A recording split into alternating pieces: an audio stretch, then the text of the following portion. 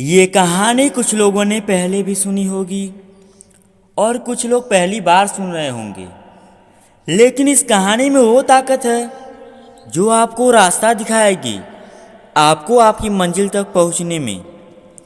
ये कहानी बताएगी कि कैसे करो या मरो की स्थिति में हम सफल होते हैं। ये कहानी यूँ है कि एक राज्य के गुप्तचरों ने अपने राजा से बताया कि 3 दिनों बाद पड़ोसी राज्य हम पर हमला करने वाला है। राजा को पता था कि पड़ोसी राज्य बहुत शक्तिशाली है, उसके सामने हमारी सेना टिक नहीं पाएगी और हमारी हार हो जाएगी।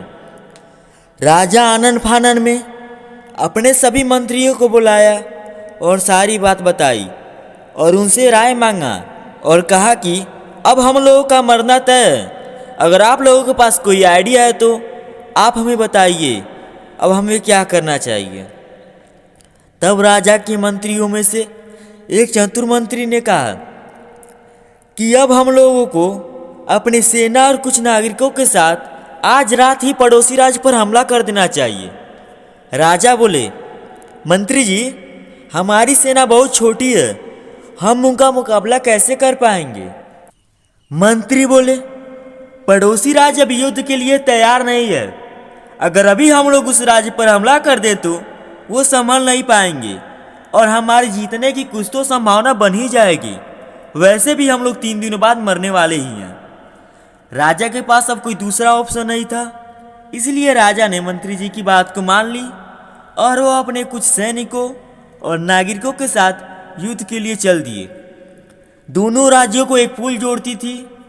जब सैनिकों और नागरिकों ने पुल को पार किया तब राजा ने उस पुल में आग लगा दी और अपने सैनिकों से कहा, अब हमारे पास कोई दूसरा ऑप्शन नहीं है। अब हम लोगों के पास केवल एक ऑप्शन है, या तो हम लोग लड़ के जीत लें या फिर मर जाएं। अब हमारे पास भागने का कोई ऑप्शन नहीं है। सभी सैनिक और नागरिक अपनी पूरी क्षमता के साथ लड़े और पड़ोसी राज्य की सेना इनकी युद्ध कौशल से हड़बड़ा गई और अंत में इन्होंने पड़ोसी राज्य की इतनी बड़ी सेना को हरा दिया। इस कहानी का सार यह है कि जब हमारे पास कोई दूसरा ऑप्शन नहीं होता है, केवल एक रास्ता होता है, तो उसके पूरे होने की संभावना बढ़ जाती है। हर कामयाब इंसान का एक ऐसा वक्त आता है जब उसे लगता है कि अब हमने कुछ नहीं किया तो मैं बर्बाद हो जाऊंगा। तो उस वक्त उसके पास दूसरा कोई ऑप्शन नहीं होता और वो अपनी पूरी क्षमता के साथ उस कार्य को करता है और वो निश्चित रूप से उस कार्य में सफल हो जाता है। इस कहानी से आपको क्या सीखने को मिला, कमेंट सेशन में अवश्य बताएं।